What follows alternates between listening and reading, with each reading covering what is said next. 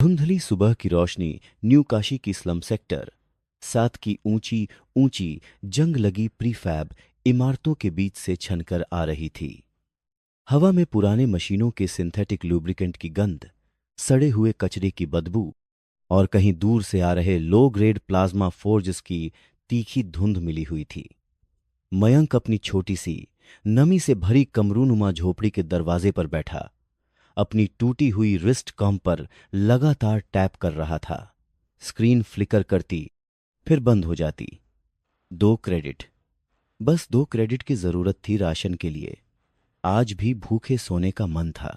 कमीनी डिजिटल दुनिया, रियल में तो कुछ है ही नहीं। वह बुदबुदाया, अपने पतले हाथों पर नजर डालते हुए। 19 साल का मयंक, पर उसका शरीर कुपोषण और कठिन परिश्रम के कारण 16 साल के लड़के जैसा दिखता था।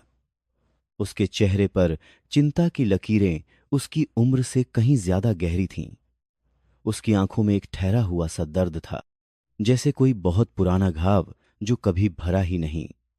उसके कंधे पर एक बड़ा सा बदसूरत निशान था, एक दुर्घटना का निशान जिसके बारे में वह कभी बात नहीं करता था। ओए मयंक, सुना तूने? एक रूखी आवाज ने उसे झकझोरा।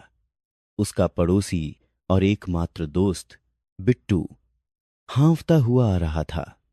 बिट्टू मयंक से थोड़ा ही बड़ा था, पर उसके चेहरे पर भी जीवन की कठोरता की झुर्रियां बैठ चुकी थीं। स्क्रैप यार्ड वाले कुत्ते कालू सिंह ने फिर अपने गुंडे भेजे हैं। वे कह रहे हैं अगर आज शाम तक हमारा प्रोटेक्शन फी नहीं जमा हुआ तो वे हमारे जनरेटर उखाड़ लेंगे।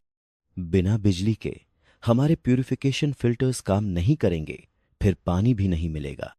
बिट्टू की आवाज में आतंक साफ झलक रहा था। इस वेस्टलैंड में साफ पानी जीवन रेखा थी। कालू सिंह का आतंक सेक्टर 7 के हर कोने में छाया हुआ था। उसकी स्कैवेंजर गैंग रस्ट हाउंड्स का डर हर किसी के दिल में बसा था। मयंक ने अपनी मुट्ठी भींच ली। कुचले हुए एल्यूमिनियम के डिब्बे की तरह उसकी आत्मा चरमरा उठी। कितना चाहिए बिट्टू? 50 क्रेडिट प्रति परिवार, बिट्टू ने कहा, निराशा से सिर झुकाए हुए। मेरे पास तो 10 भी नहीं। तेरे पास? मयंक ने अपनी खाली जेबें टटोली। 0, बिल्कुल 0। उसका दिल तेजी से धड़क रहा था। यही जीवन था, भय, अपमान और बेबसी का एक अंतहीन चक्र। कुछ पलों के लिए मयंक आंखों के सामने एक धुंधली सी तस्वीर उभरी। एक गर्म हाथ उसके सिर पर, एक कोमल मुस्कान, एक मां की याद या कोई और। याद करने की कोशिश करते ही वह तस्वीर धुंधला गई। सिर में तेज दर्द उठा। उस निशान पर एक हल्की सी झनझनाहट हुई। तभी दूर से एक तेज सीटी की आवाज आई, फिर गाड़ियों के इंजनों का गर्जन। अरे राम, वो आ गए, बिट्टू चीखा, डर से कांपता हुआ। 2 जंग खाए धुएं उगलते हुए हवर बाइक्स उनके सामने आकर रुकीं। उन पर सवार थे 3 मुंडे, गंदे कपड़े पहने, चेहरों पर घिनौने टैटू बने हुए और हाथों में क्रूड प्लाज्मा बैटन्स।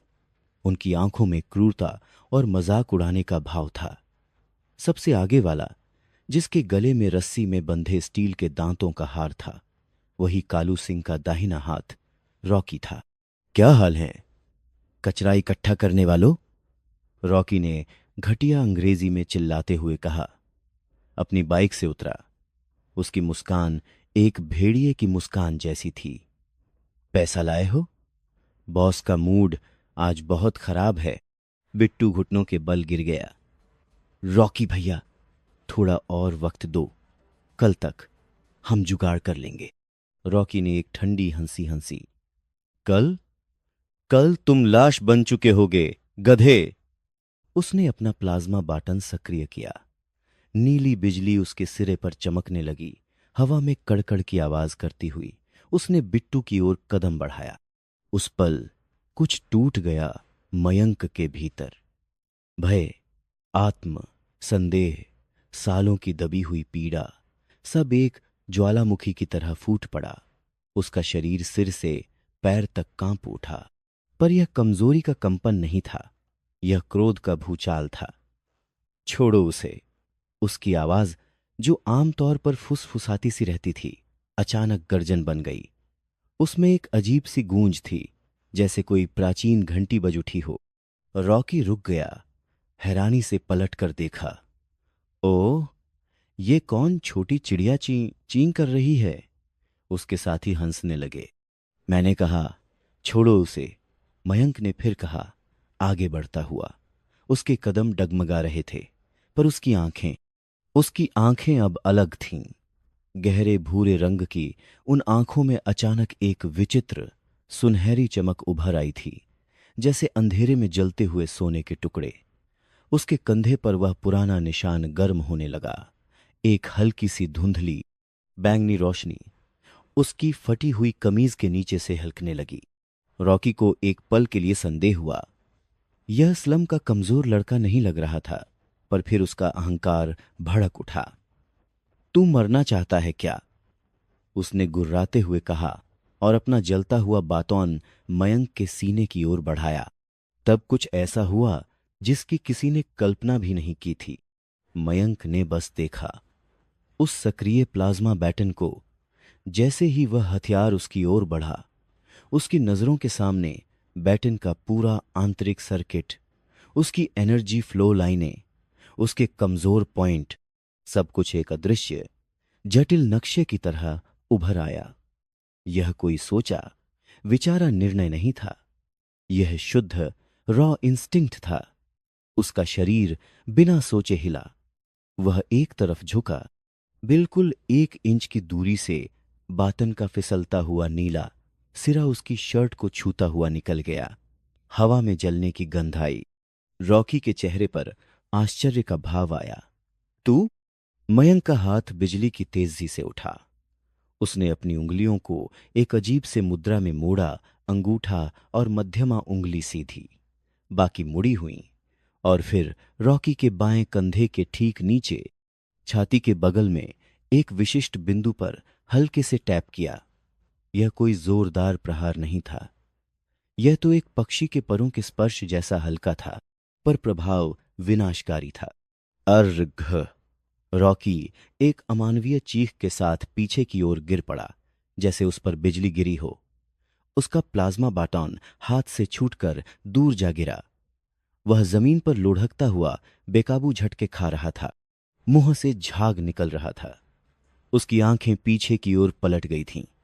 उसके 2 साथी जड़ होकर खड़े रहे। उनकी समझ में नहीं आ रहा था कि हुआ क्या। एक हल्के स्पर्श से यह कैसे संभव था?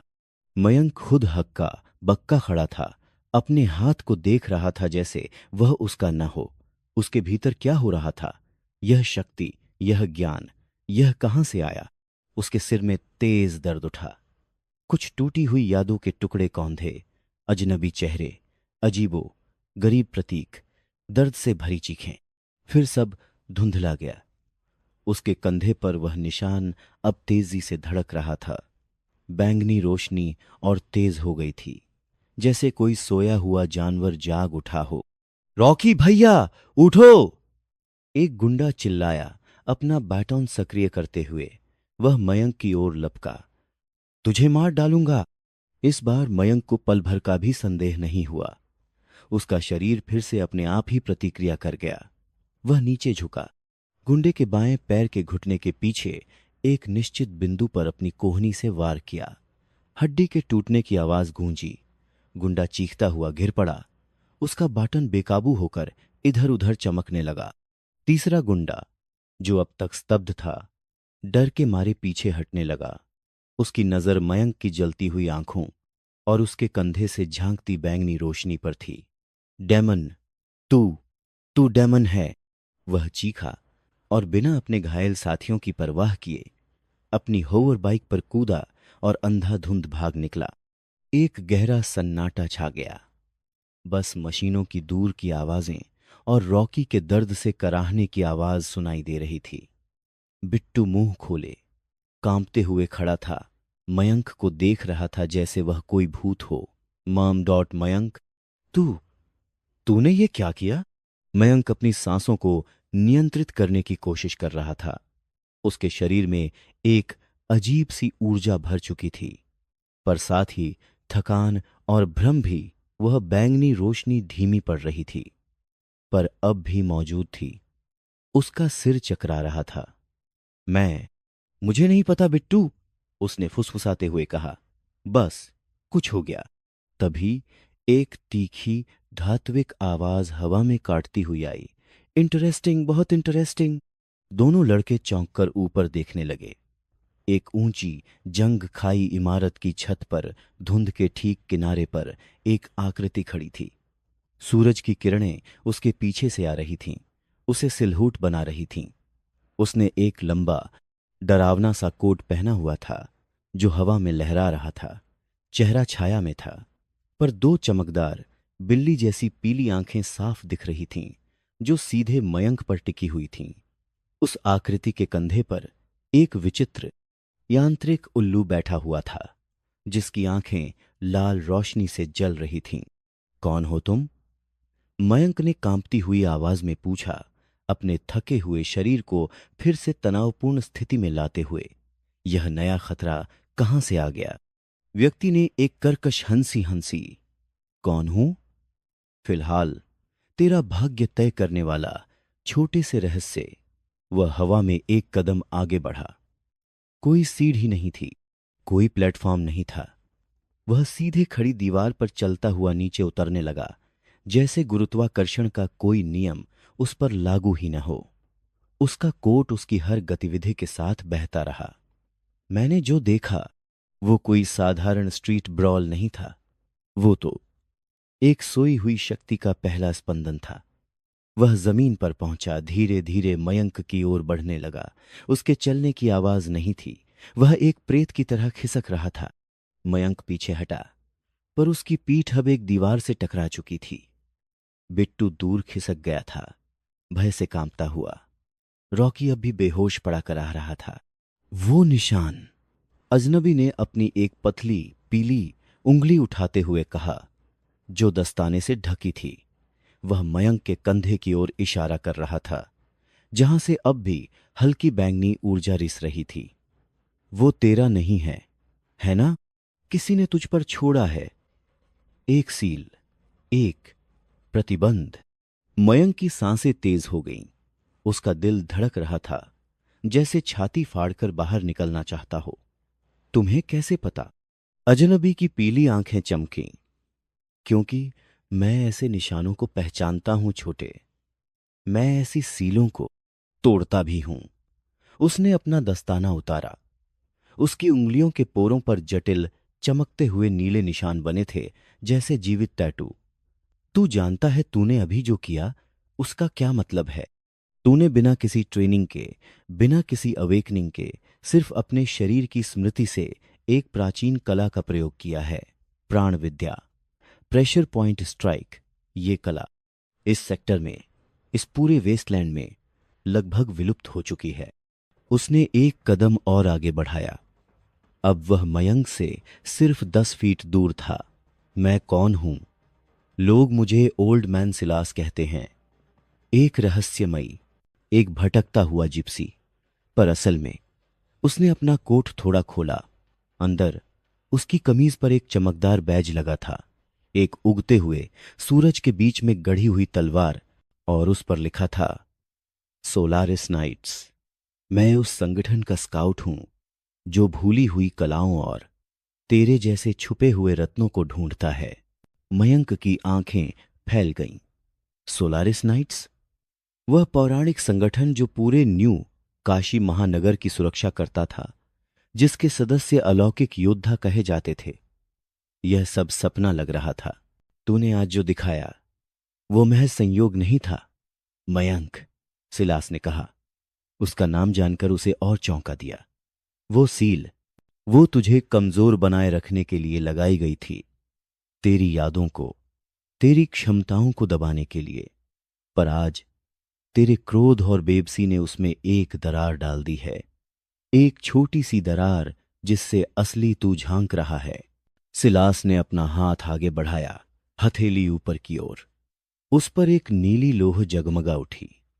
मेरे साथ चल।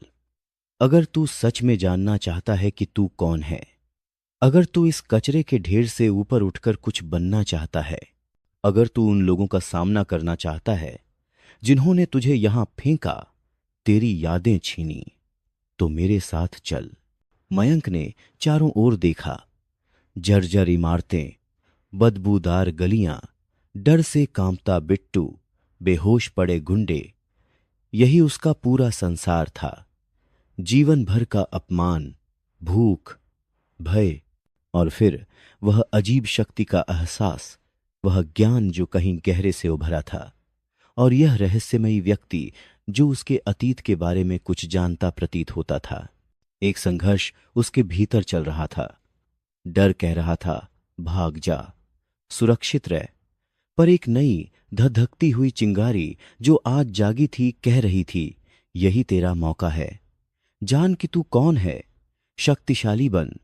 मयंक ने अपनी मुट्ठी भींची। कंधे पर वह निशान फिर से गर्म हुआ, एक धीमी गहरी धड़कन की तरह। मयंक सिलास की जलती हुई नीली हथेली की ओर देखा, फिर उसकी पीली भेदक निगाहों की ओर। क्या क्या तुम मुझे सिखाओगे? मयंक ने पूछा। उसकी आवाज में अब भी कंपकंपी थी, पर एक नई दृढ़ता भी झलक रही थी। वो प्राण विद्या और बाकी सब? सिलास की आंखें संकरी हुईं। एक रहस्यमयी मुस्कान उसके होंठों पर खेल गई। सिखाना? बच्चे, मैं तो बस दरवाजा खोलूंगा। असली सीख, वो तो तेरे भीतर ही छुपी हुई है। मैं सिर्फ उसे बाहर निकालने में मदद करूंगा। और वो प्रक्रिया। उसकी आवाज में एक खतरनाक स्वर आ गया। बहुत बहुत दर्दनाक होगी। क्या तू सह पाएगा? मयंक ने एक गहरी सांस ली। उसने अपने पुराने जीवन की ओर आखिरी बार देखा। डर, बेबसी, अंधेरा।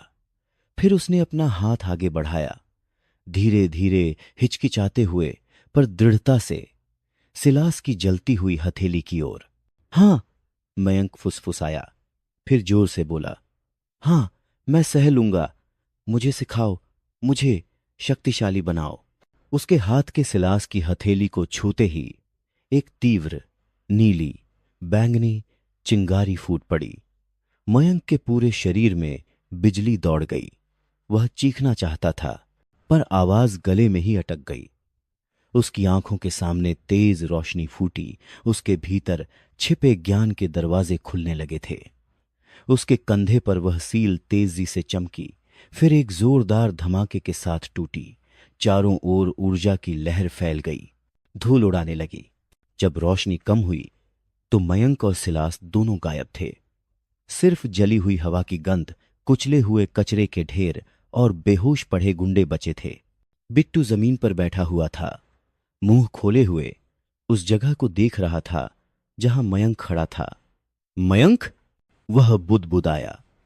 फिर उसकी नजर जमीन पर पड़ी एक चीज पर गई। मयंक की टूटी हुई रिस्ट कॉम। उसकी स्क्रीन पर अजीब, टूटे फूटे प्रतीकों के बीच एक शब्द जल रहा था। Seal, breaked, subject, unlocked. एक दूर, बहुत दूर, एक अंधेरे कक्ष में, एक जटिल होलोग्राफिक मॉनिटर पर एक लाल चेतावनी सिग्नल चमक उठा। एक गहरी, कर्कश आवाज जिसमें आश्चर्य और गुस्सा मिला हुआ था गूंजी। असंभव, सील टूट गई। वो बच्चा जिंदा है और अब जाग गया है। न्यू काशी की ऊंची ऊंची स्पायर्स की छाया में एक नए युग की शुरुआत हो चुकी थी। मयंक का सफर अंधेरे से प्रकाश की ओर, कमजोरी से अथाह शक्ति की ओर अभी अभी शुरू हुआ था। और यह सफर बहुत लंबा, बहुत खतरनाक और बहुत खून से सना हुआ होने वाला था। उसकी लाइफ का पहला चैप्टर उसकी लाइफ का पहला चैप्टर अभी शुरू ही हो रहा था, एक रहस्यमयी गुरु के साथ, जिसकी मंशाएं अभी भी उतनी ही रहस्यमयी थीं जितनी वह खुद। मयंक की कहानी का पहला चैप्टर समाप्त हुआ। उसकी असली यात्रा अब शुरू हो रही थी। उसकी आंखों में अब भय नहीं, बल्कि एक नया प्रश्न था। मैं कौन हूं? और एक नई चिंगारी, मैं क्या बन सकता हूं? आगे के एपिसोड सुनने के लिए द लेजेंड स्टोरी चैनल को सब्सक्राइब करें। एक पल वह न्यूकाशी की सड़ांध और डर भरी हवा में सांस ले रहा था। अगले ही पल मयंक ने खुद को एक ऐसी जगह पाया जहां हवा ही नहीं थी, या शायद थी, पर वह इतनी ठंडी और पतली थी कि सांस लेने में तकलीफ हो रही थी। एक तेज सफेद चमक ने उसकी आंखों को चौंधिया दिया था। जब नजर साफ हुई तो वह जमीन पर गिरा पड़ा था, उल्टियां करने लगा। उसका सारा शरीर बिजली के झटकों की तरह कांप रहा था। मांसपेशियों में एक अजीब सी सुन्नता और जलन दोनों महसूस हो रही थी। वह ऊर्जा का झटका उसके अंदर की हर नस को झंकझोर गया था। सांस ले बच्चे, गहरी सांस, धीरे धीरे। तेरा शरीर अभी ऊर्जा के एक नए स्तर से टकराया है। शॉकवेव से उबरने में वक्त लगेगा। मयंक ने आंखें उठाईं। वह एक विशाल गोलाकार कक्ष में था। दीवारें चिकनी धातु जैसी थीं, जिन पर नीली और सफेद रोशनी की धारियां बह रही थीं, जैसे जीवित सर्किट। ऊपर कोई छत नहीं थी, बस एक असीम काला अंतरिक्ष जिसमें आर्टिफिशियल तारे टिमटिमा रहे थे। हवा में एक हल्की सी ओजोन और धातु की गंध थी। यह न्यू काशी के किसी भी सेक्टर जैसा नहीं था। यह बहुत ऊपर था या बहुत नीचे, उसे पता नहीं कहां। सिलास कुछ कदम दूर खड़ा था, अपना लंबा कोट अब उतारकर एक तह लगाकर एक धातु की बेंच पर रख दिया था। उसने एक साधारण काली टर्टलनेक और पतलून पहन रखी थी। उसकी पीली आंखें मयंक को बिना पलक झपकाए देख रही थीं, जैसे कोई वैज्ञानिक किसी प्रयोग को परख रहा हो। उसके कंधे पर वह यांत्रिक उल्लू अब भी बैठा था, अपनी लाल आंखें मयंक पर गड्ढाए हुए चुपचाप। कहां हैं हम? मयंक ने हांफते हुए पूछा, अपने गले में जलन महसूस करते हुए। उसका कंधा अब भी धड़क रहा था, पर अब दर्द की जगह एक गहरी गुनगुनी सनसनी थी, जैसे कोई सोई हुई भट्टी धीरे धीरे जलने लगी हो। वह सील वाला निशान अब एक साधारण हल्का सा निशान भर लगता था, बस उसकी त्वचा का रंग थोड़ा बदला हुआ। इसे ऑब्जर्वेटरी जीरो कहते हैं, सिलास ने कहा, अपने हाथों के पोरों पर बने उन चमकते नीले निशानों को देखते हुए। सोलारिस नाइट्स की सबसे गहरी, सबसे गुप्त प्रशिक्षण सुविधाओं में से एक। यह न्यू काशी की सबसे ऊंची स्पायर के केंद्र में स्थित है, पर दुनिया से पूरी तरह कटा हुआ। यहां का गुरुत्वाकर्षण, वायुमंडलीय दबाव, यहां तक कि समय का प्रवाह भी बाहरी दुनिया से अलग कंट्रोल किया जा सकता है। तेरी ट्रेनिंग के लिए परफेक्ट जगह। उसने मयंक की ओर कदम बढ़ाया। अब खड़ा हो जा। मयंक ने कोशिश की। उसके पैर लड़खड़ाए। जमीन ठंडी और चिकनी थी। मयंक ने खुद को संभाला, दीवार पर हाथ टेककर। मैं क्या हूं? वो सील? मेरे साथ क्या हुआ था?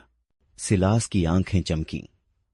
प्रश्न तो बहुत हैं, छोटे, पर जवाब वो तेरी यादों में बंद हैं, जिन्हें उस सील ने सालों तक दबाकर रखा। अभी तू बहुत कमजोर है। तेरा शरीर, तेरी आत्मा, सब कुंद पड़ गए हैं। तेरा पहला पाठ सीखना नहीं, बल्कि भूला हुआ याद करना है। वो शक्ति जो तेरे खून में, तेरी हड्डियों में दफन है। उसने अपनी हथेली ऊपर की। एक नीली हल्की सी रोशनी उभरी, जो घूमते हुए जटिल ज्यामितीय आकृतियां बनाने लगी। प्राण विद्या कोई मार्शल आर्ट नहीं है जिसे सीखा जाए। यह जीवन शक्ति को समझने, नियंत्रित करने और निर्देशित करने की प्राचीन विज्ञान है। हर जीवित प्राणी, हर पदार्थ, सब कुछ प्राण ऊर्जा से बना है। एक सच्चा प्रैक्टिशनर इस ऊर्जा को महसूस कर सकता है, उसके प्रवाह को पढ़ सकता है और उसे मोड़ सकता है। रोशनी बदल गई। अब वह एक मानव शरीर का होलोग्राम दिखा रही थी, जिसमें अनगिनत नीली रेखाएं बह रही थीं। नाड़ियां, मेरिडियन, चक्र। तूने अभी जो किया वो सिर्फ एक सरल प्रेशर पॉइंट स्ट्राइक था। तूने अनजाने में उस गुंडे के शरीर में प्राण के प्रवाह को रोक दिया, एक महत्वपूर्ण नोड पर झटका देकर। यह तेरी इंस्टिंक्ट थी। तेरे भीतर का ज्ञान जो सील के नीचे दबा था वह फूट पड़ा। हॉलोग्राम गायब हो गया। सिलास की नजरें सीधे मयंक की आंखों में घुस गईं। पर असली शक्ति वो सिर्फ स्ट्राइक में नहीं है, वो तेरे अंदर की ऊर्जा को बुलंद करने, उसे बाहर प्रक्षेपित करने, शील्ड बनाने, चीजों को हिलाने, यहां तक कि ठीक करने में है। पर इसके लिए तुझे अपने अंदर के सागर को फिर से जानना होगा। और यह सफर। उसकी आवाज में एक खतरनाक कर्कशता आ गई। दर्द के बिना संभव नहीं। तेरी सील टूटी है, पर उसने तेरे प्राण चैनलों को सालों तक बंद रखा। उन्हें खोलना, उन्हें फिर से सक्रिय करना, यह तेरी हर नस, तेरी हर कोशिका को तोड़कर जोड़ने जैसा होगा। सिलास ने अपनी कलाई पर एक सादे धातु का ब्रेसलेट दबाया। कक्ष के बीचों बीच फर्श से धीरे धीरे एक विचित्र उपकरण उभरा। यह एक खड़ा हुआ गोलाकार फ्रेम था जिसमें कई मैकेनिकल आर्म्स लगे थे। हर आर्म के सिरे पर एक चमकदार क्रिस्टल जैसा नोड लगा था। उपकरण के केंद्र में एक खाली जगह थी, इंसान के खड़े होने के लायक। ये पेन एम्पलीफायर है, सिलास ने बताया। उसकी आवाज बिल्कुल भावनाहीन। ये तेरे शरीर के अंदर प्राण ऊर्जा के छोटे छोटे कंपनों को भी पकड़ सकता है, उन्हें बढ़ा सकता है और फिर तेरे अपने ही ऊर्जा क्षेत्र को तेरे विरुद्ध इस्तेमाल कर सकता है। ये तेरी ब्लॉकेज को तोड़ेगा, पर हर ब्लॉकेज के टूटने पर तुझे ऐसा दर्द महसूस होगा जैसे तेरी हड्डियां चूर चूर हो रही हों, तेरी नसें फट रही हों। मयंक का दिल जोर से धड़का। उसने उस मशीन को देखा। वह बिना किसी आवाज के चमक रही थी, मौत का निमंत्रण देती हुई। क्यों क्यों इतना क्रूर तरीका? क्या धीरे धीरे नहीं सीख सकते? सिलास ने एक ठंडी हंसी हंसी। समय विलासिता है जो हमारे पास नहीं है मयंक। जिस क्षण तेरी सील टूटी उस क्षण कुछ बहुत शक्तिशाली लोगों को उसका पता चल गया होगा। वे तुझे ढूंढ रहे होंगे। अगर तू अगले 24 घंटों में अपने प्राण चैनलों का बेसिक फ्लो भी पुनर्स्थापित नहीं कर पाया तो तू एक आसान शिकार है, एक मरा हुआ शरीर। और मैं, उसने अपनी सोलारिस नाइट्स का बैज छुआ। मैं बेकार के शिकारों पर वक्त नहीं बर्बाद करता। अब चुनाव तेरा है। इस मशीन में कदम रख और शायद जीवित बाहर निकल, या फिर मुझे तुझे वापस उसी स्लम में छोड़ देने को कहे जहां तेरे पुराने दोस्त कालू सिंह के गुंडे या उससे भी बदतर लोग तेरा इंतजार कर रहे होंगे। मयंक ने अपनी मुट्ठियां भींची। नाखून उसकी हथेलियों में घुस गए। उसकी आंखों के सामने बिट्टू का डरा हुआ चेहरा तैर गया। रॉकी का घमंडी चेहरा, अपनी टूटी हुई रिस्ट कॉम, उस अज्ञात दुश्मन की कर्कश आवाज जो उसकी सील के टूटने पर गुस्से में थी। उसके अंदर उस नई जागी हुई चिंगारी ने धधकना शुरू कर दिया। डर था, हां, बहुत डर था, पर उससे ज्यादा तीव्र थी एक ज्वाला, जीने की, जानने की, शक्तिशाली बनने की, उस बेबसी को कुचल डालने की जिसने उसका सारा जीवन निगल लिया था। मयंक ने सीधा खड़ा होकर कांपते हुए भी सिलास की आंखों में देखा। मैं तैयार हूं। सिलास की आंखों में एक फ्लैश चमका, शायद संतोष, शायद क्रूर उत्सुकता। अच्छा, तो फिर अपना ऊपरी कपड़े उतारो और बीच में खड़े हो जाओ। मयंक ने अपनी फटी हुई शर्ट उतारकर फेंक दी। उसका पतला कुपोषित शरीर ठंडी हवा में कांप उठा। वह धीरे धीरे उस गोलाकार फ्रेम के केंद्र में पहुंचा। जैसे ही उसने कदम रखा, मशीन के क्रिस्टल नोड्स चमक उठे। एक कम गूंजन की आवाज शुरू हुई। मयंक ने अपनी आंखें बंद कर लीं, गहरी सांस लेने की कोशिश की। शुरू करो, सिलास ने आज्ञा दी। क्रैक, यह आवाज नहीं थी, यह अनुभव था, जैसे मयंक की रीढ़ की हड्डी में एक ज्वालामुखी फट गया हो। मयंक का मुंह खुल गया, पर कोई चीख नहीं निकली। दर्द इतना तीव्र था कि उसकी आवाज ही रुक गई। उसके पैरों तले की जमीन गायब हो गई। उसका पूरा शरीर एक ऐंठन में सिकुड़ गया। हर मांसपेशी लोहे की रस्सी की तरह तनी हुई। मयंक की आंखों के सामने सफेद चिंगारियां उड़ने लगीं। यह दर्द नहीं था, यह शुद्ध अमूर्त विनाश था। उसके कंधे पर वह निशान ज्वाला बनकर जल उठा, एक तीव्र बैंगनी प्रकाश फेंकते हुए। ध्यान केंद्रित कर। सिलास की आवाज दूर से आती हुई लगी, ठंडी और निर्मम। उस दर्द को महसूस कर। वो तेरे अंदर बंद प्राण का विस्फोट है। उसे रोकने की कोशिश मत कर, उसे महसूस कर, उसकी दिशा पहचानो। मयंक का दिमाग चीख रहा था, भागने के लिए, बेहोश हो जाने के लिए। पर कहीं गहरे में उस जागी हुई चिंगारी ने, उस पुराने दबे हुए ज्ञान ने उसे जगाए रखा। उसने दर्द के समुद्र में डूबते हुए भी अपनी भीतरी संवेदनाओं पर ध्यान देना शुरू किया। और तब उसे दिखाई दिया, उसके अंदर एक जटिल सुनहरे धागों का जाल था, जो जगह जगह गहरे काले गुच्छों से अवरुद्ध था। पहला विस्फोट उसकी रीढ़ के निचले हिस्से में एक बड़े काले गुच्छे से हुआ था, जिससे सुनहरी ऊर्जा का एक तूफान बह निकला था, बेतरतीब ढंग से टकराता हुआ, जिससे वह भयानक दर्द पैदा हो रहा था। जज्ज। दूसरा झटका उसकी गर्दन के आधार पर लगा। उसका सिर पीछे की ओर झटके से झुक गया। मयंक की आंखें पलटने लगीं। उसके कानों में खून की आवाज गूंजने लगी। फिर भी मयंक ने देखा, एक और ब्लॉकेज टूटा। सुनहरी ऊर्जा का एक और तूफान छूटा, पहले वाले से टकराया और भी भयानक दर्द पैदा करते हुए। मूर्ख, नियंत्रण करो, सिलास चिल्लाया। ऊर्जा को बहने दो, पर उसे निर्देशित करो। अपने शरीर के मेरिडियन याद करो, तेरी रीढ़, तेरी भुजाएं। याद करो। क्या याद करूं? मयंक के दिमाग में केवल अराजकता थी।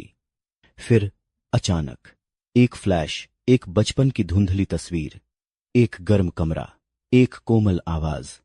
ये तेरी नाभि है मयंक, यहां से प्राण का स्रोत फूटता है। ये रेखाएं, ये तेरे शरीर की नदियां हैं, इन्हें हमेशा स्वच्छ रखना। क्रैश। तीसरा झटका उसके पेट में, नाभि के ठीक ऊपर लगा। मयंक जमीन पर गिर गया, मुंह से खून की उल्टियां करने लगा। पर इस बार दर्द के साथ कुछ और भी था। उस धुंधली याद ने एक दरवाजा खोल दिया था। मयंक ने महसूस किया कि कैसे नाभि के पास का ब्लॉकेज टूटा था। मयंक ने देखा कि कैसे सुनहरी ऊर्जा अब केवल अराजक नहीं थी, वह एक विशिष्ट धारा की तरह बह रही थी, नीचे की ओर, पैरों की तरफ। और जैसे ही वह ऊर्जा उसके पैरों की उंगलियों तक पहुंची, दर्द में एक छोटी सी कमी आई, एक पल की राहत। मयंक ने आंखें खोलीं। उसका चेहरा पसीने और खून से लथपथ था। मयंक ने सिलास की ओर देखा। उसके चेहरे पर कोई दया नहीं थी, सिर्फ गहन अध्ययन। हां, मयंक ने खून थूकते हुए फुसफुसाया, मैंने महसूस किया वो धारा। तो फिर जारी रखो, सिलास ने चिल्लाते हुए कहा। अगला ब्लॉकेज तेरे हृदय के पास, तैयार रहे। मयंक ने खुद को वापस खींचा, घुटनों के बल खड़ा हुआ। मयंक ने अपनी आंखें फिर बंद कीं। इस बार वह सिर्फ दर्द पर ध्यान नहीं दे रहा था, वह उस सुनहरे जाल को देख रहा था। वह उस अगले बड़े काले गुच्छे को ढूंढ रहा था, जो उसकी छाती के बाईं ओर, हृदय के पास था। मयंक ने उस गर्म कमरे की याद को पकड़े रखा, उस कोमल आवाज को। हृदय चक्र, भावनाओं का केंद्र, यहां से ऊर्जा ऊपर की ओर बहती है, गले तक। जैप। झटका आया। इस बार भी दर्द असह्य था। ऐसा लगा जैसे उसकी छाती में एक प्लाज्मा ब्लड घुस गया हो। पर मयंक चिल्लाया नहीं। मयंक ने अपनी सारी चेतना उस टूटते हुए ब्लॉकेज पर केंद्रित कर दी। मयंक ने देखा कि कैसे सुनहरी ऊर्जा का एक विशाल प्रवाह छूटा, पहले की तरह अराजक नहीं। मयंक ने महसूस किया कि उस धारा को ऊपर की ओर मोड़ना है, गले की ओर। वह कोमल आवाज, वह मार्गदर्शन, वह उसका सहारा थी। ऊपर, वह दांत पीसता हुआ गुर्राया। बह, ऊपर बह। और चमत्कारिक ढंग से ऊर्जा ने दिशा बदली। दर्द अभी भी जल रहा था, पर अब यह एक केंद्रित ज्वाला थी जो उसकी गर्दन में ऊपर की ओर बह रही थी। जब वह ऊर्जा उसके गले तक पहुंची तो उसके मुंह से एक गर्जन निकला, दर्द और विजय का मिश्रण। अच्छा। सिलास की आवाज में पहली बार एक झलक मिली, शायद प्रशंसा की। अब उसे सिर तक ले जाओ, क्राउन चक्र, फिर वापस नीचे, चक्र पूरा करो। घंटों बीत गए, या शायद सिर्फ मिनट। इस कक्ष में समय का कोई अर्थ नहीं था। हर ब्लॉकेज के टूटने पर मयंक मरने और जी उठने के बीच झूलता रहा। हर बार दर्द उसे तोड़ देता, और हर बार वह उस धुंधली याद, उस कोमल आवाज और अपने अंदर की बढ़ती हुई समझ के सहारे खुद को जोड़ता। वह खून और उल्टी में लथपथ हो गया था।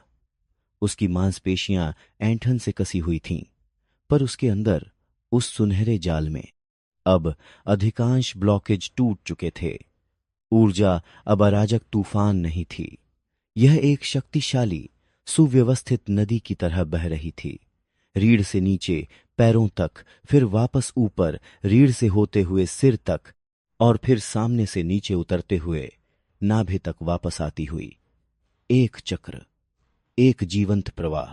अंतिम बड़ा ब्लॉकेज माथे के बीचों बीच तीसरी आंख के स्थान पर मयंक फिर से खड़ा था।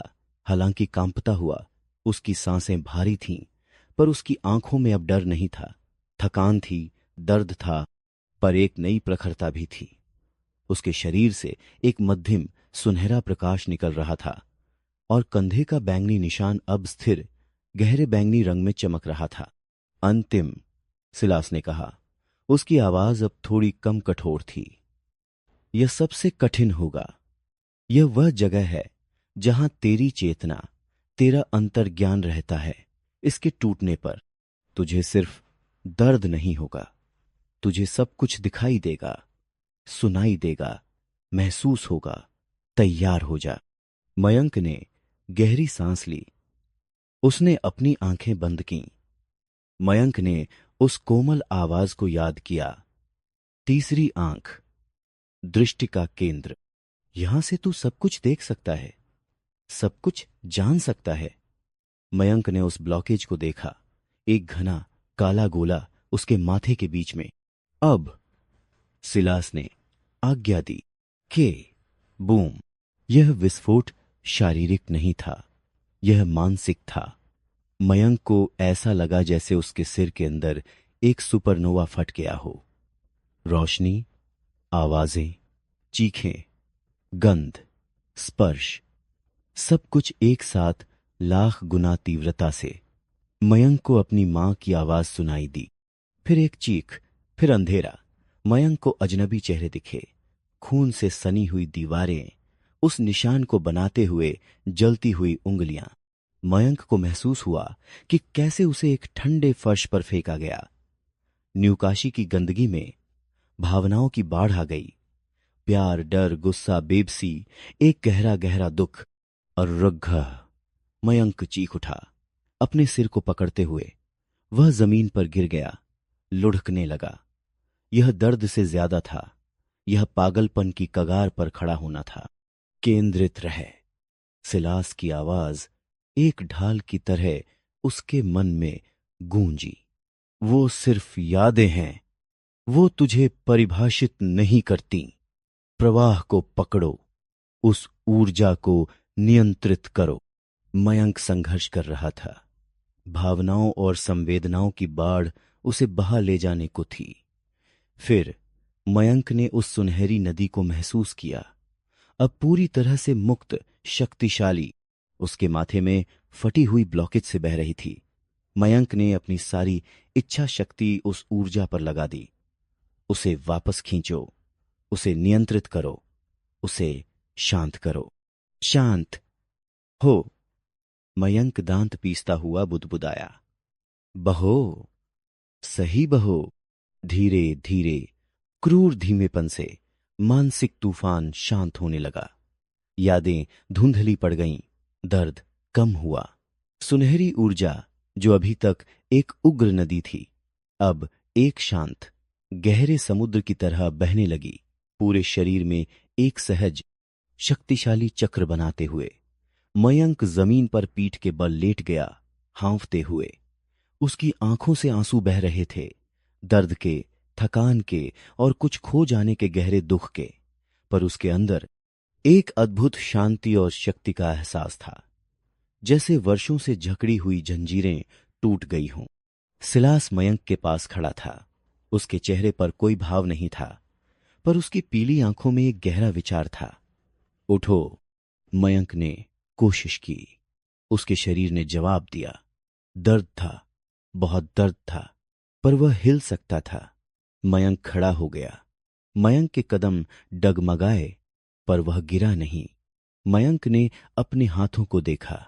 वे अभी भी कांप रहे थे, पर अब उनमें एक अलग तरह की ताकत महसूस हो रही थी। मयंक ने अपनी हथेली ऊपर की। बिना सोचे उसकी उंगलियां एक मुद्रा में मुड़ गईं। उसकी हथेली के केंद्र में एक छोटी सी सुनहरी लोह जगमगा उठी, फिर धीमी पड़ गई। तूने पहला दिन बचा लिया, मयंक, सिलास ने कहा। तेरे प्राण का बेसिक चक्र फिर से सक्रिय है। अब तू एक जीवित इंसान है, सिर्फ जीवित रहने वाला नहीं। पर यह सिर्फ शुरुआत है। एक कुएं से पानी भरना सीख लेना समुद्र को नियंत्रित करने जैसा नहीं है। मयंक ने सीधा होकर सिलास की ओर देखा। उसकी आंखों में अब सवाल थे, पर डर नहीं था। वो यादें, वो सच थीं, मेरी मां, वो लोग जिन्होंने मुझे।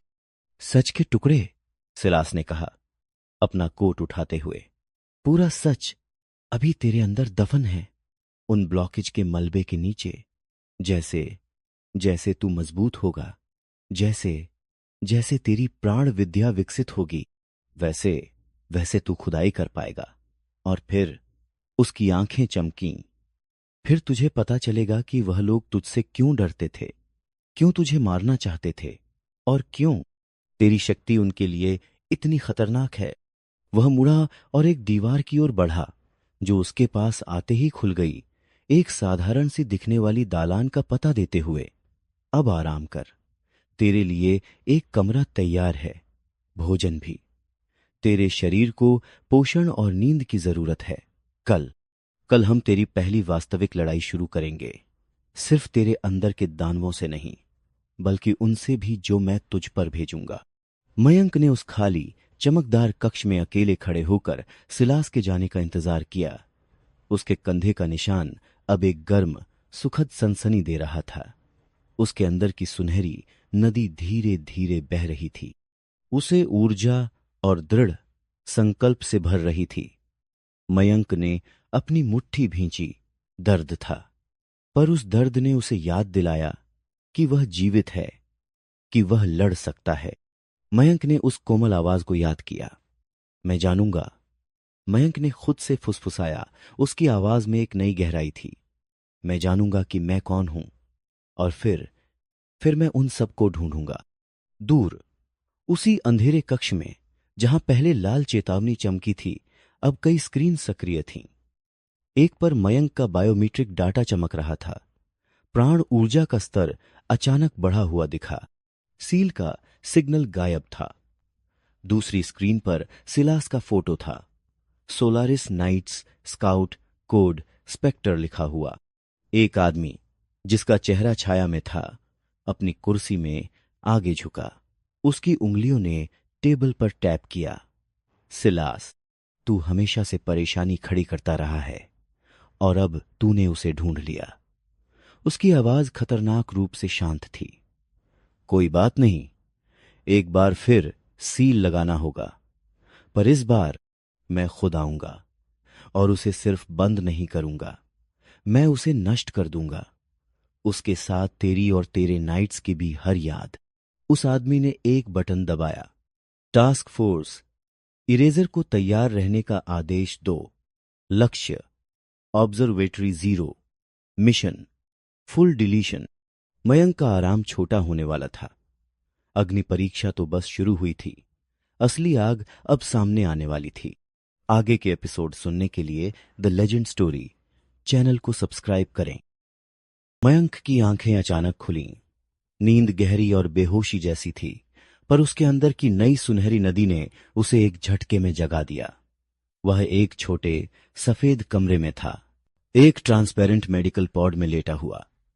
मयंक के शरीर पर सेंसर चिपके हुए थे और एक मशीन धीमी सुखदायक धुन बजाते हुए उसकी टूटी फूटी मांसपेशियों और हड्डियों में हीलिंग एनर्जी भेज रही थी। पिछले दिन का दर्द एक धुंधली याद बन चुका था, जैसे कोई बुरा सपना, पर मयंक की हर कोशिका उसकी वास्तविकता की गवाही दे रही थी। कहीं गहरे में वह सुनहरी धारा अब भी बह रही थी, शांत लेकिन सजग। पॉड का ढक्कन सरक कर खुला। ठंडी हवा का झोंका आया। सिलास वहीं खड़ा था।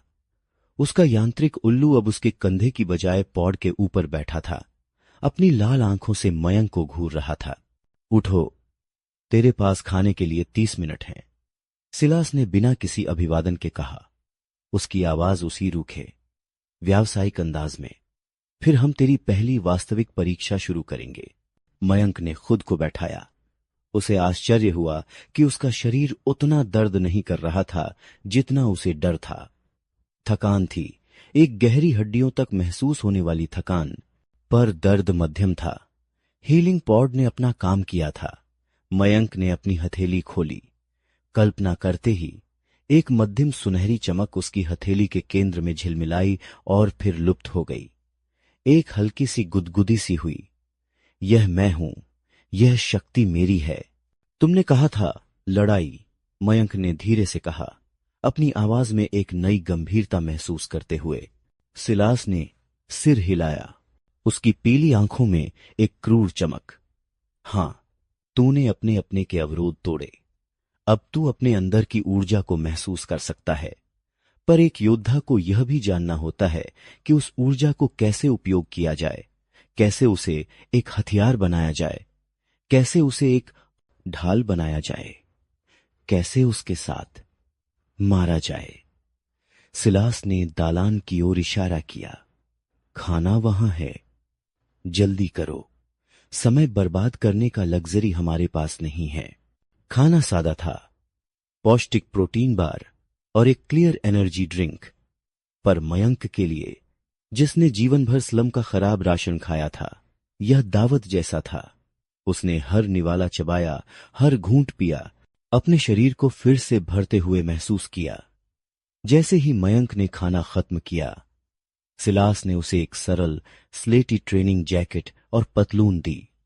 कपड़े उसके शरीर पर पूरी तरह फिट थे, हल्के और लचीले।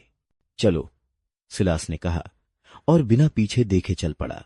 वे उसी गोलाकार कक्ष में वापस आए, ऑब्जर्वेटरी 0। पर अब यह जगह बदली हुई थी। बीच का फर्श अब एक जटिल चमकता हुआ ज्यामितीय पैटर्न दिखा रहा था। किनारों पर कई धातु के पैड बिछे हुए थे। यह तेरा ट्रेनिंग ग्राउंड है, सिलास ने बीच की ओर इशारा करते हुए कहा। और ये, उसने अपनी कलाई पर ब्रेसलेट दबाया। कक्ष के चारों कोनों से फर्श खुला और 4 चीजें ऊपर उभरीं। वे इंसानी आकार के थे, पर उनका ढांचा नंगे पॉलिश किए हुए स्टील का था। कोई चेहरा नहीं, सिर्फ एक चिकना अंडाकार हेलमेट जिस पर एक ही लाल ऑप्टिकल सेंसर जल रहा था। उनके हाथों की जगह सरल चप्पटे प्रोट्रूजन थे, जिनके सिरे पर छोटे नीले रंग से चमकते हुए एनर्जी एमिटर्स लगे थे। उनके पैर चौड़े और स्थिर थे, जमीन से चिपके हुए। वे बिल्कुल स्थिर खड़े थे, लाल आंखें मयंक पर टिकी हुईं। मिलोड्रॉन सेंटिनल्स से, सिलास ने बताया, एक शिक्षक की तरह।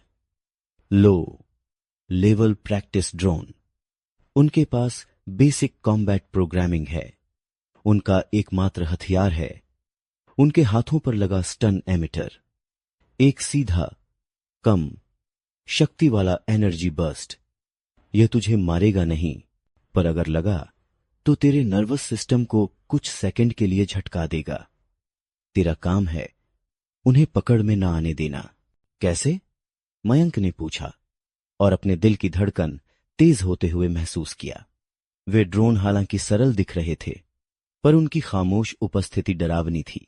अपने प्राण का उपयोग करके सिलास ने सीधा जवाब दिया, अपने शरीर के अंदर और बाहर की ऊर्जा को महसूस कर। तेरे चारों ओर हवा में भी प्राण है। जब वे तुझ पर निशाना साधेंगे तो तू उस एनर्जी बर्स्ट के आने से पहले ही उसके प्रवाह को महसूस कर पाएगा। फिर तू हिल सकता है, बच सकता है। यही पहला कदम है, एनर्जी सेंस। उसने अपना ब्रेसलेट दबाया। चारों ड्रोन के लाल सेंसर तेज चमकने लगे। एक साथ उन्होंने अपने हाथ उठाए, एमिटर्स मयंक की ओर तान दिए। शुरू। Fidget, fidget, fidget. 4 नीली एनर्जी बोल्ट बिजली की तेजी से सीधे मयंक की छाती की ओर बढ़े। मयंक जम गया। डर ने उसे झकड़ लिया। उसने कुछ नहीं महसूस किया, सिर्फ अचानक आई मौत देखी। Puff, puff, puff, puff. चारों बोल्ट मयंक के सीने पर जा लगे। ऐसा लगा जैसे 4 गर्म सुइयां एक साथ उसकी त्वचा में घुस गई हों। एक तीव्र बिजली जैसी सनसनी ने उसके पूरे शरीर को झंकझोर दिया। उसकी मांसपेशियां ऐंठ गईं। वह जमीन पर गिर पड़ा। कराहता हुआ उसका मुंह खुला रह गया, पर आवाज नहीं निकली। ड्रोन ने अपने हाथ नीचे कर लिए, फिर से स्थिर हो गए। उनकी लाल आंखें नीरवता से उसे देख रही थीं। उठ। सिलास की आवाज बर्फ की तरह ठंडी थी। इस बार महसूस करने की कोशिश कर, ऊर्जा को, हवा में होने वाले बदलाव को, अपने अंदर के प्रवाह को सजग रखो। वो तुझे चेतावनी देगा। मयंक हांफता हुआ उठा। उसके सीने में जलन थी। उसने गहरी सांस ली। महसूस कर ऊर्जा को। मयंक ने अपनी आंखें बंद कीं। उसने अपने अपने की सुनहरी नदी पर ध्यान केंद्रित किया। फिर उसने उस नदी को अपने शरीर की सीमाओं से बाहर फैलाने की कोशिश की। हवा में कुछ था, एक सूक्ष्म कंपन, एक स्थिर लेकिन सजीव ऊर्जा का जाल। सिलास ने फिर ब्रेसलेट दबाया। ड्रोन के सेंसर फिर से चमके। फ्यूज्ड। एक ही ड्रोन ने फायर किया। मयंक ने उस कंपन को महसूस किया। ड्रोन के एमिटर के आसपास हवा में एक तेज डिस्टॉर्टेड ऊर्जा का पैकेज बना और फिर उसकी ओर छूटा। बाईं ओर। मयंक के अंदर की आवाज चिल्लाई। वह बिना सोचे बाईं ओर कूदा। नीला बोल्ट मयंक के दाएं कान के पास से सीटी बजाता हुआ निकल गया। हवा में ओजोन की गंध छोड़ गया। मयंक के दिल ने ओर से धक्कन मारी। हो गया, पर उसकी खुशी जल्दी ही कुचल दी गई। बाकी 3 ड्रोन ने एक साथ फायर किया। फ्जट, फ्जट, फ्जट। 3 बोल्ट अलग अलग कोणों से आ रहे थे। मयंक घबरा गया। उसने केवल पहले के ऊर्जा डिस्टॉर्शन को महसूस किया था। बाकी 2, वे बहुत तेज थे। उसने जल्दी से झपट्टा मारा। एक तरफ लुढ़का। एक बोल्ट उसकी बाजू को छूता हुआ निकला, जलन छोड़ गया। दूसरा उसकी जांघ के पास जमीन पर लगा, चिंगारियां उड़ीं। पर तीसरा, पफ, उसके बाएं कंधे पर जा लगा। आर्घ! वह चीख उठा। फिर से वही बिजली जैसी पीड़ा ने मयंक के बाएं हाथ को सुन्न कर दिया। वह घुटनों के बल गिर गया। सेंस क्यों बंद कर दिया? सिलास गुर्राया। एक खतरा टल जाने का मतलब यह नहीं कि दूसरा खत्म हो गया। अपनी सजगता को पूरे क्षेत्र में फैलाए रखो। तू एक निशाने पर फोकस नहीं कर रहा, तू एक युद्ध क्षेत्र में है। मयंक ने दांत पीसे। गुस्सा और शर्म ने उसके अंदर धधकना शुरू कर दिया। उसने खुद को वापस खड़ा किया। पूरे क्षेत्र, सब कुछ महसूस करो। मयंक ने अपनी आंखें बंद की। नहीं, मयंक ने उन्हें खुला रखा, पर फोकस अंदर की ओर किया। मयंक ने अपने अंदर की सुनहरी नदी को महसूस किया। फिर मयंक ने उस नदी को अपनी त्वचा से बाहर फैलने दिया, एक अदृश्य बुलबुले की तरह, उसके चारों ओर लगभग 10 फीट की दूरी तक।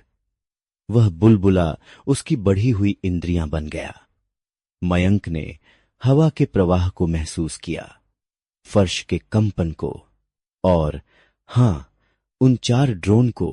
उनके अंदर एक कम नीली ऊर्जा का हल्का हल्का स्पंदन था जो उनके सेंट्रल कोर से उनके एमिटर्स तक जा रहा था। फिर से मयंक ने खुद से कहा, उसकी आवाज में दृढ़ता। सिलास ने ब्रेसलेट दबाया। इस बार जैसे ही ड्रोन के सेंसर चमके, मयंक ने उनके अंदर ऊर्जा के संचय को महसूस किया।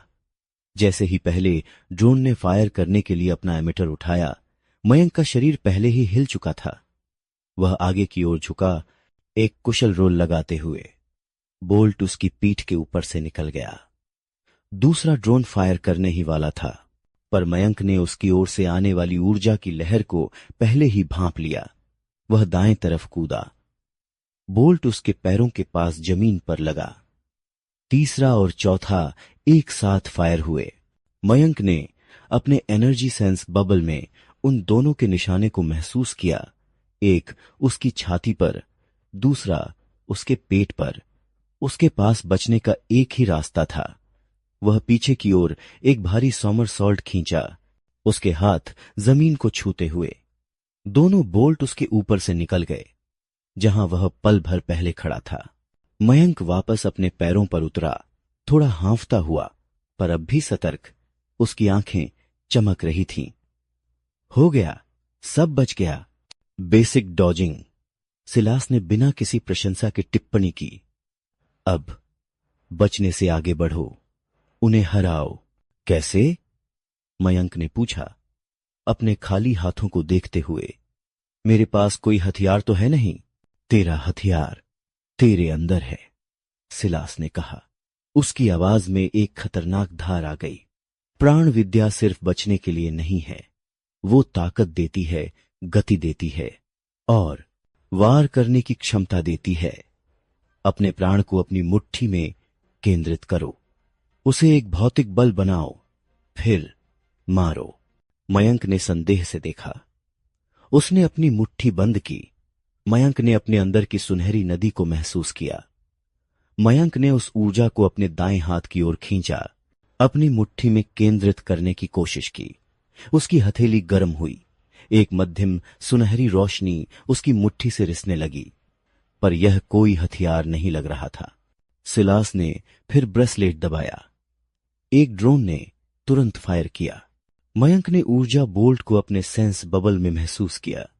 वह बचना चाहता था, पर सिलास के शब्द उसे याद आए। हराओ। मयंक ने अपने दाएं हाथ को आगे बढ़ाया, अपनी मुट्ठी में केंद्रित ऊर्जा को आगे धकेलने की कोशिश करते हुए। हट जा। पफ। बोल्ट सीधे मयंक की खुली हथेली पर लगा। एक तेज जलता हुआ दर्द। उसका हाथ पीछे की ओर झटका खाया, सुन्न हो गया। वह पीछे की ओर लड़खड़ाया। ड्रोन ने फिर से निशाना साध लिया। मूर्ख, सिलास चिल्लाया।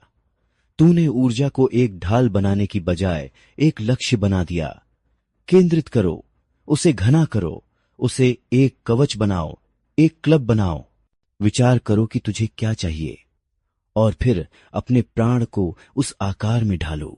मयंक ने अपना दर्दनाक दायां हाथ हिलाया। सुन्नता कम हो रही थी। मयंक ने फिर से मुट्ठी बंद की। इस बार मयंक ने सिर्फ ऊर्जा को खींचने की बजाय उसे आकार देने की कोशिश की। मयंक ने कल्पना की कि उसकी मुट्ठी के चारों ओर एक सुनहरा ठोस कवच है। उसके प्राण ने प्रतिक्रिया दी। सुनहरी रोशनी थोड़ी चमकी, थोड़ी सघन हुई, फीकी पर मौजूद। दूसरा ड्रोन फायर हुआ। मयंक ने पीछे हटने की बजाय अपना दायां हाथ आगे बढ़ाया, सीधे बोल्ट की ओर। मयंक ने अपनी आंखें बंद कर लीं, अपनी सारी इच्छा शक्ति उस काल्पनिक कवच पर केंद्रित कर दी। ठन्ना, एक धात्विक टक्कर की आवाज हुई। नीला एनर्जी बोल्ट उसकी हथेली से टकराकर चकनाचूर हो गया, चिंगारियां बिखेरता हुआ। मयंक का हाथ पीछे की ओर धकेला गया, पर इस बार कोई दर्द नहीं हुआ, सिर्फ एक जोरदार झटका। उसकी हथेली पर जहां बोल्ट लगा था, सुनहरी रोशनी कुछ पलों के लिए तेज हुई, फिर मध्यम पड़ गई। हाँ, हो गया, मयंक ने हांफते हुए कहा, विस्मय से अपना हाथ देखते हुए। एक कमजोर बर्स्ट को ब्लॉक कर लिया। बधाई हो, सिलास ने व्यंग्य किया। अब हमला करो, उसी ऊर्जा का उपयोग करो। इसे एक झटका बनाओ, एक क्लब, एक ब्लेड, जो चाहे, लेकिन हरा दो उसे। मयंक ने सामने वाले ड्रोन की ओर देखा, जो फिर से फायर करने की तैयारी कर रहा था। मयंक ने अपनी मुट्ठी भींची। इस बार मयंक ने कल्पना की कि सुनहरी ऊर्जा उसकी मुट्ठी के चारों ओर नहीं, बल्कि उससे आगे निकल रही है। एक छोटा, सघन, सुनहरा घन, एक ऊर्जा से बना मुक्का। मयंक ने अपने प्राण को उस आकार में ढालने के लिए धकेला। उसकी मुट्ठी से सुनहरी रोशनी का एक धुंधला सा प्रक्षेपण निकला, 1 फुट लंबा, अस्थिर पर मौजूद। ड्रोन ने फायर किया। सट! मयंक ने बचने या ब्लॉक करने की बजाय आगे बढ़कर एक कदम उठाया। मयंक ने अपने दाएं हाथ से एक सीधा मुक्का मारा, सीधे आते हुए नीले बोल्ट की ओर। उसका अस्थिर सुनहरा प्रोजेक्शन बोल्ट से टकराया। का बैंग! एक छोटा धमाका हुआ। नीला और सुनहरा प्रकाश फैल गया। मयंक का एनर्जी फिस्ट चकनाचूर हो गया, पर उसने बोल्ट को भी नष्ट कर दिया। ऊर्जा का झटका मयंक को पीछे धकेल गया, पर उसने संतुलन बनाए रखा। ड्रोन अब सिर्फ 10 फीट दूर था। अब सिलास की आवाज गूंजी। मयंक ने गुर्राते हुए आगे झपटा मारा। उसने अपना बायां हाथ उठाया। इस बार उसने कल्पना की कि ऊर्जा एक नुकीली चीज है, एक छोटी भाला। मयंक ने अपने प्राण को उस आकार में मोड़ा, अपनी उंगलियों को चाकू जैसी मुद्रा में करते हुए। सुनहरी रोशनी एक धुंधली, कांटेदार चमक बन गई। ड्रोन ने फिर से फायर करने की कोशिश की, पर मयंक बहुत करीब था। मयंक ने अपना बायां हाथ आगे बढ़ाया, सीधे ड्रोन के चिकने स्टील सीने में। उसके ऊर्जा कोर के ठीक ऊपर क्रैंच! एक जोरदार धातु के टूटने की आवाज हुई। मयंक की उंगलियों से निकली अस्थिर सुनहरी एनर्जी डैगर ड्रोन के मेटल हुल में घुस गई। चिंगारियां छिटकीं। ड्रोन जोर से कांपा। उसका लाल सेंसर पागलों की तरह चमकने लगा। फिर एक फिजिंग साउंड के साथ वह निष्क्रिय हो गया। उसका सेंसर लाइट बुझ गई। वह वहीं खड़ा रहा। मयंक के अभी बनाई हुई ऊर्जा कृति उसके सीने में धंसी हुई थी, जो धीरे धीरे फीकी पड़ रही थी। मयंक हाँफ रहा था, अपना हाथ खींचते हुए। सुनहरी रोशनी लुप्त हो गई थी। उसकी उंगलियों में दर्द था, जैसे वह वास्तव में स्टील पर मारा हो, पर उसके सामने निष्क्रिय ड्रोन खड़ा था। मैंने एक को हराया। कचरा! सिलास ने उपेक्षापूर्वक कहा, जैसे वह कुछ टूटा हुआ खिलौना हो। पर तेरा पहला किल। अब बाकी 3, और इस बार ब्लॉक या डॉज मत करना, सिर्फ हमला करना, उन्हें नष्ट करना। बाकी 3 ड्रोन ने उसी पल फायर करना शुरू कर दिया। मयंक के पास सोचने का समय नहीं था। उसने अपने एनर्जी सेंस बबल को तुरंत सक्रिय किया। उसने नीले बोल्ट्स की ऊर्जा को महसूस किया। वह बचा नहीं, वह आगे बढ़ा। उसने अपने दाएं हाथ में ऊर्जा को इकट्ठा किया, उसे एक क्लब की तरह आकार देते हुए। मयंक ने एक बोल्ट को बगल से जोरदार प्रहार से तबाह कर दिया। क बैंग! चिंगारियां! फिर उसने बाएं हाथ से एक ऊर्जा से बनी ढाल खड़ी की, जो दूसरे बोल्ट को सीने से रोक लेगी। ठन! ढाल चरमराई, पर टिकी रही। वह ढाल को तुरंत गिराते हुए आगे बढ़ा। अपने दाएं हाथ के एनर्जी क्लब से सीधे सबसे करीबी ड्रोन के हेलमेट पर वार किया। क्रैश! धातु मुड़ गई। लाल सेंसर फट गया। ड्रोन धड़ाम से पीछे गिरा। दूसरा ड्रोन पीछे हटने लगा, फायर करते हुए। मयंक ने जमीन पर लुढ़कर बचा, फिर तेजी से उठकर उस पर झपटा। उसने अपनी उंगलियों को फिर से एनर्जी डैगर बनाया, पर इस बार मयंक ने उसे ज्यादा स्थिर रखने की कोशिश की। वह ड्रोन के ऊर्जा कोर की ओर बढ़ा। जैप! डैगर सीने में घुसा। फटाफट! ड्रोन निष्क्रिय। आखिरी ड्रोन ने लगातार फायर किया। मयंक थक चुका था। उसकी ऊर्जा कम हो रही थी। मयंक ने अपनी ढाल फिर से खड़ी की। ठन्न ठन्न, 2 बोल्ट ब्लॉक हुए। ढाल पतली हो रही थी। तीसरा बोल्ट आया। मयंक ने ऊर्जा को क्लब में बदलने की कोशिश की, पर वह धुंधला था। पफ! बोल्ट मयंक के कंधे पर लगा। दर्द से उसकी सांस रुक गई। वह घुटनों के बल गिर गया। ड्रोन ने फायर करने के लिए एमिटर उठाया। गुस्सा फिर से उबला। मयंक ने चीख लगाई। उसने अपने भीतर की सुनहरी नदी से ऊर्जा का एक तूफान खींचा। मयंक ने अपने दोनों हाथ आगे बढ़ाए। हथेलियां खुली हुईं। मयंक ने कल्पना की कि वह एक विशाल, अदृश्य हथौड़ा फेंक रहा है। उसकी प्राण उसकी हथेलियों से एक सुनहरी, अशक्त लहर के रूप में फूट पड़ी। हवा को चीरती हुई सीधे ड्रोन की ओर बढ़ी। बैंग! लहर ने ड्रोन को सीधे सीने में जा मारा। उसे उठाकर पीछे की दीवार से जा टकराया। स्टील का हुल चकनाचूर हो गया। चिंगारियां और धुआं उठा। लाल सेंसर टूट गया। ड्रोन जमीन पर गिर पड़ा, पूरी तरह नष्ट। मयंक जमीन पर बैठा हुआ था, जोर जोर से सांस ले रहा था। उसके कंधे पर जलन हो रही थी। उसके चारों ओर 3 निष्क्रिय और एक नष्ट ड्रोन पड़े थे। हवा में जले हुए सर्किट और ओजोन की गंध थी। मयंक की हथेलियां लाल थीं, सूजी हुई थीं, पर वह जीवित था और उसने जीता था। सिलास खामोशी से उसके पास आया। उसकी पीली आंखें नष्ट हुए ड्रोन पर, फिर मयंक की सूजी हुई हथेलियों पर गईं। अनियंत्रित, अव्यवस्थित, बर्बर। उसने ठंडे स्वर में कहा, पर प्रभावशाली। तूने अपनी ऊर्जा को एक रौद्र रूप दे दिया। यह एक शुरुआत है। मयंक ने ऊपर देखा। क्या क्या मैंने सीख लिया? सिलास ने एक क्षण के लिए उसकी ओर देखा, फिर अपने कंधे पर बैठे यांत्रिक उल्लू की ओर मुड़ा। उल्लू की लाल आंखें चमकीं। एक होलोग्राम उसके सामने प्रोजेक्ट हुआ, एक जटिल मानचित्र जिस पर एक चमकता हुआ लाल बिंदु तेजी से ऑब्जर्वेटरी 0 की ओर बढ़ रहा था। सीखना? सिलास ने धीरे से कहा। उसकी आवाज में पहली बार एक अलग भाव था, गंभीरता। नहीं मयंक, तेरी पढ़ाई अभी बस शुरू हुई है और तेरे पहले असली शिक्षक अब आ रहे हैं। उसने मयंक की ओर देखा।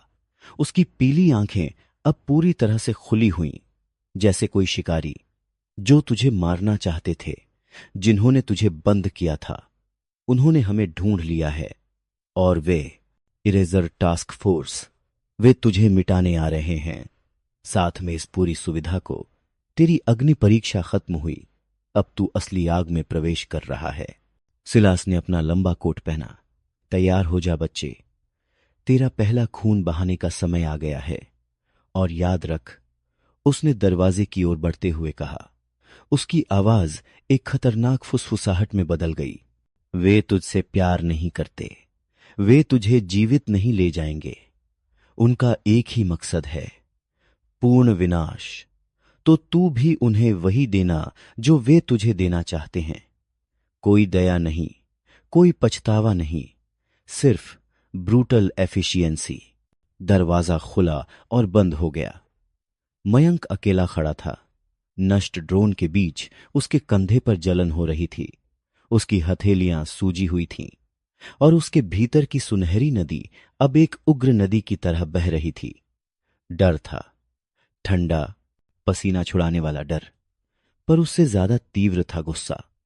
वह गुस्सा जो उसके खोए हुए बचपन से आता था, उस बेबसी से जो उसने सालों झेली थी, उस दर्द से जो उसने कल सहा था।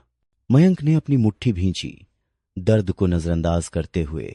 सुनहरी रोशनी फिर से उसकी हथेलियों के चारों ओर झिलमिलाई, अब पहले से थोड़ी ज्यादा स्थिर। उसने उस नष्ट हुए ड्रोन को देखा, उसके टूटे हुए सीने को। ठीक है, उसने फुसफुसाया। उसकी आवाज हवा में लटकी ओजोन की गंध में घुल गई। कोई दया नहीं। ऑब्जर्वेटरी 0 के बाहर न्यू काशी की अथाह ऊंचाइयों में 3 stealth black aerospace craft silence mode में स्पायर की ओर बढ़ रहे थे। उन पर इरेजर का प्रतीक चमक रहा था, एक खाली पृष्ठ पर एक काली स्याही की बूंद। अंदर ब्लैक आर्मर में लिपटे योद्धा चेहरे छिपे हुए अपने हथियारों की जांच कर रहे थे। उनकी चाल में कोई जल्दबाजी नहीं थी, सिर्फ घातक मशीनी दक्षता। वे किसी युद्ध के लिए नहीं, एक सफाई अभियान के लिए आ रहे थे। मयंक का पहला खून, और शायद उसका आखिरी, बहने ही वाला था।